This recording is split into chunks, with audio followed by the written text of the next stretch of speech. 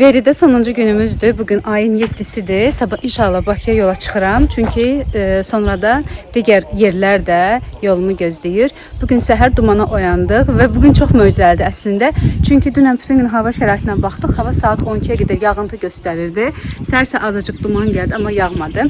Biz də bundan istifadə edərək Verinin burada üstündəki təpələrə dağa qalxacağıq və ondan sonra da Qızılabada gedəcəyik. Qızılabad adının da kökündə elə qızıl var. Zamanında orada dağların, təpələrin çökməsi nəticəsində xəzinələr tapılmışdı ki, məhz həmin xəzinələr yerli insanların saflığından istifadə edilərək Morgan kimilərin tərəfindən oğurlanmış və bugün Veriski klad veri xəzinəsi adı altında həm Parisdə, həm də ki Ermitajda sərgilənməkdədir.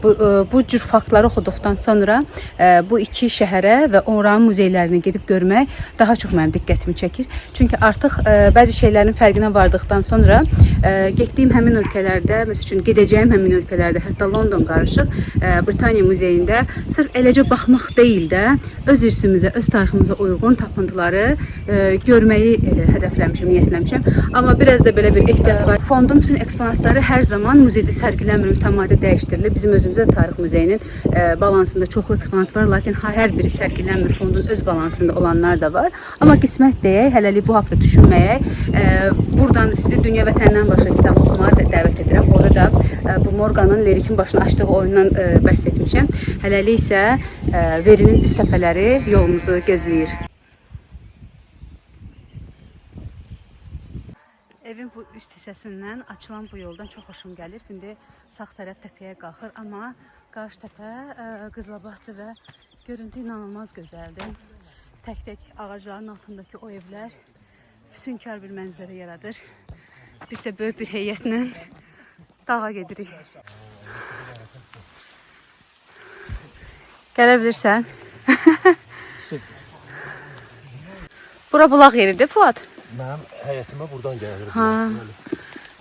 Üstünü daşlar bağlayıb bulağın? Yox, daşlar qoyuruq ki, heyvan ayağı zadı deşməsin.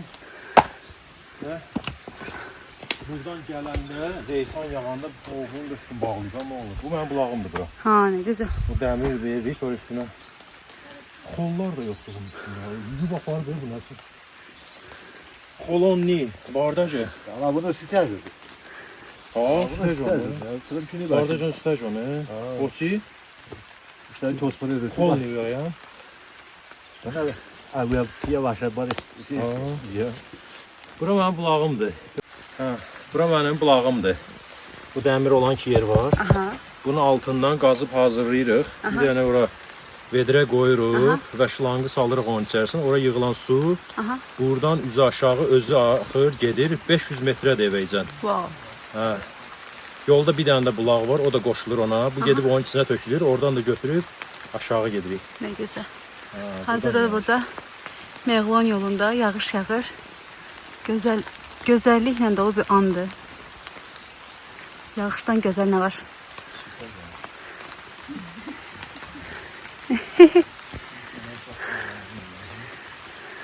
Bizim heç bir trailimizdə bizi yağış tutmayıb. Birinci dəfədir. Baba dağda da tutmamışdı. Meşələrində möcüzə var. Güzel.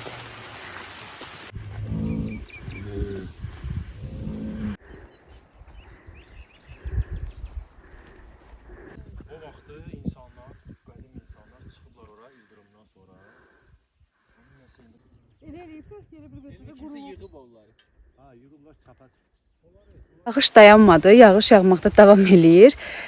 Məni belə yağış ilk dəfə 2017-ci ildə Lerikdən Astaraya dağ yolu ilə, dağ kəndləri yolu ilə keçəndə tutmuşdu.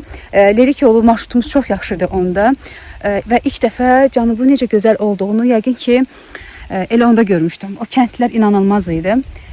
Biz həmin birinci marşrutun günündə, marşrut günün birincisində Lerikdən Astaraya keçdik, dağ yoluna və Astarada qaldıq. Səhərsi günü Balbəy kəndindən Çükəş kəndinə doğru bir yürüyüşümüz var idi. Meşə yolu ilə bir yürüyüş idi.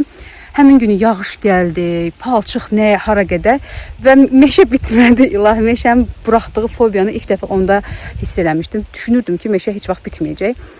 Onu Dünya Vətənindən başlayır da yazmışam. Uzun getdən 2 saat yol getdikdən sonra irəlidə bir itin hürməsinin səsi gəldi. İlk dəfə itin hürməsinin insana verdiyi huzuru mən sonunda hiss eləmişdim. İtin hürməsi ilə başa düşdüm ki, irəlidə bizi bir kənd gözləyir və həqiqətən də hardasa bir 20 dəqiqədə sonra yol getdikdən sonra Çükəşə gəldik, çıxdıq.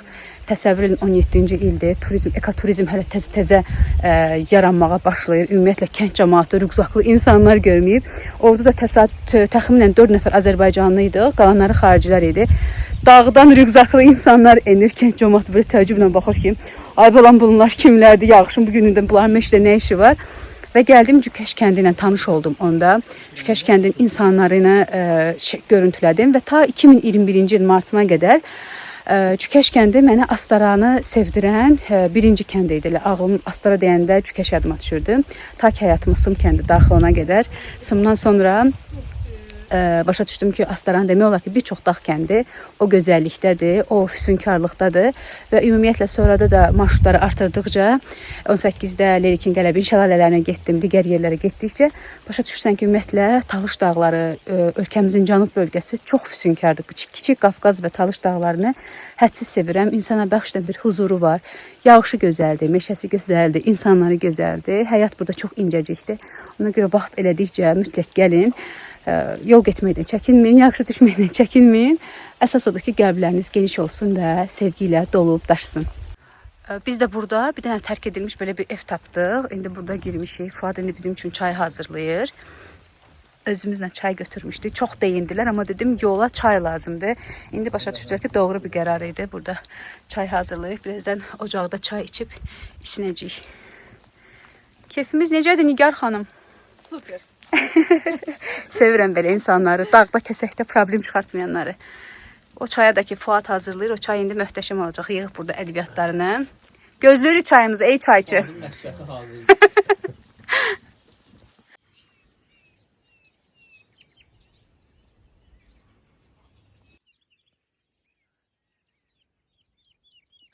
İlahi, buralar necə gözəldir. Mən bilmirəm video o gözəlliyi çatdırır ya yox, amma İnanılmaz bir gözəlliyi var burada, inanılmaz bir sakitliyi var. Duman gəlir, duman çəkilir. Yaşıllığın qoynundasan, uzaqda kənd görsənir. Hər şey çox gözəldir, yaradıldığı formadadır. Hətta bəlkə ağaclar indi daha azdır. O ilə belə insanın içinə huzur qatan bir görünüşü var. Uzaqdan da sürü gəlir.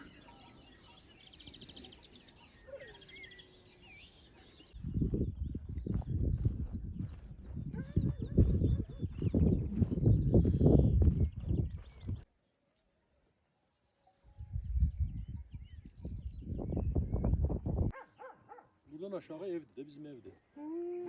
Düzgün altı bizim evdir.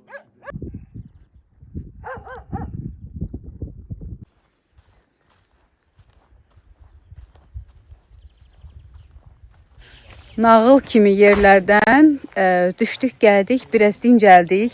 Pendir çörək yedik, çünki axşama daha güclü yeməyimiz var. Çay içdik, biraz dincəldik və ümumilikdə Veri səfərinin sonuncu məntəqəsindən, sonuncu nöqtəsinə gəlib çıxdıq. Bura çox tarixi bir yerdir və tam da tarixə bağlıdır. Veri deməli qaldığımız evin, o göy evin, Süreyyan evi deyirəm. Onunla üzbəüz təpədir və bura Qızılabad adlanır. Verinin o dəfnələrlə bağlı olan hər bir şey də sırf burayla bağlıdır. Mən burayla çox danışmaq istəmirəm. İrəliyə keçirəm. Fuad artıq dostlarıma məlumat verir. İstəyirəm ki, elə sizin üçün də məlumatı o versin. Çünki hər bir yerin yerli sakini öz yerinin ən yaxşı bələdçisidir.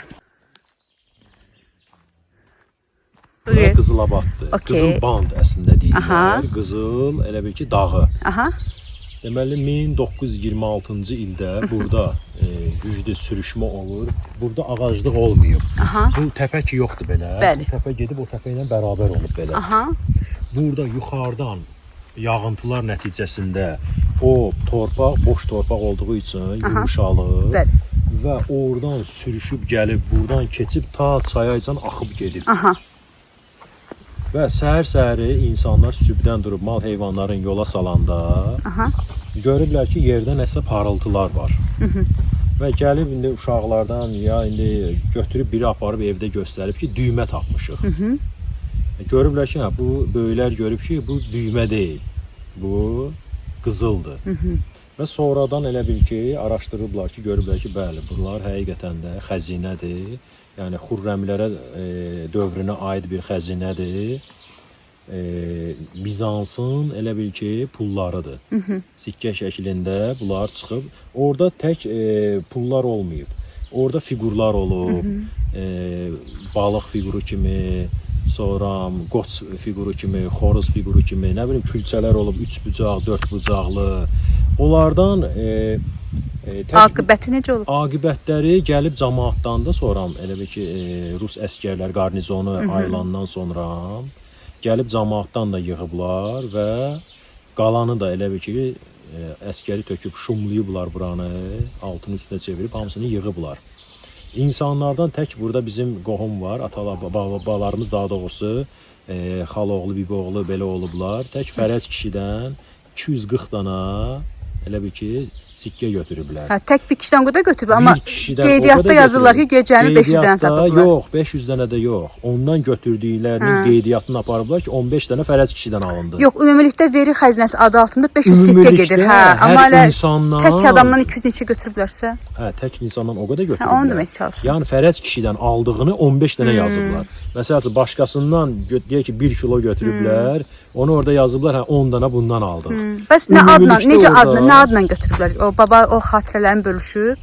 Onları elə bil ki necə aldadıblar insanları? Yox, aldatmayıblar. Hə. İnsanları aparıb basıblar türməyə. Aha. Türmədə onları incidiblər. Və incidiblər. Elə bir ki, deyiblər ki, filan kəs də götürdü. Birini tutublar, deyib, hə onda da var idi, o da götürdü. Hə, dindirməklə. Bəli, dindirməklə insanlara elə bir ki, zülm eləyib və onları təzədən bu kəndə qaytarıblar. Elə bir ki, bastırdıqları yerdən çıxartdırıblar onlara, əllərindən alıblar. Buranın tarixçəsi belədir. Hə, bizim də Hə, düzdür. Bizim də Sürgün edəcəklər. Ona görə də o qorxunu veriblər. Onlar da məcbur qızılları götürüb veriblər ki, sürgün olmasınlar. elə mənim nənəmin ailəsini sürgün eləyəndə ulu babam Zülfü kişi, onun qardaşla birlikdə bir çox qızılları evin həyətində zəngilandı. Onlar o vaxt sərhədlər açıq olub gedib gəliblər. Həyətdə dəfn bastırıblar. Çox sonra papa həmişə nənəmin xatirələrinə gülərdi, inanmırdı ki, nənəmin belə hekayələri var. Çox sonra ata öz işini quranda onun yanında orada Zəngilandan köçkünlər vardı. Onlar onda danışırdılar ki, biz Zülfü kişinin qızılları ilə elə olduq, oba olduq.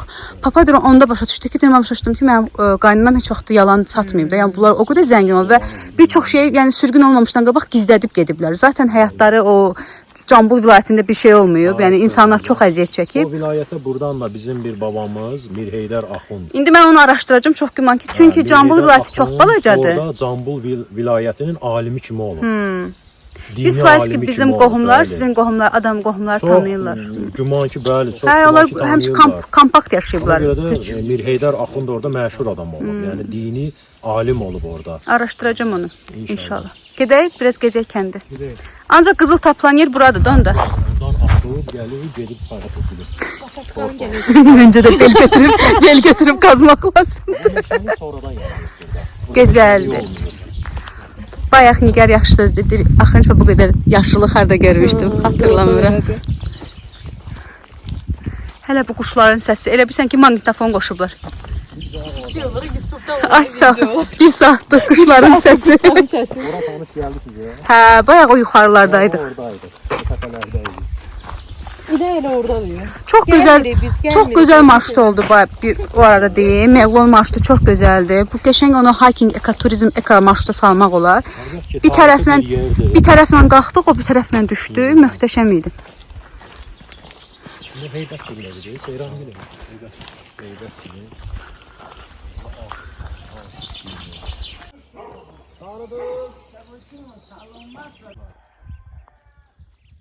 İngiliz hardadır?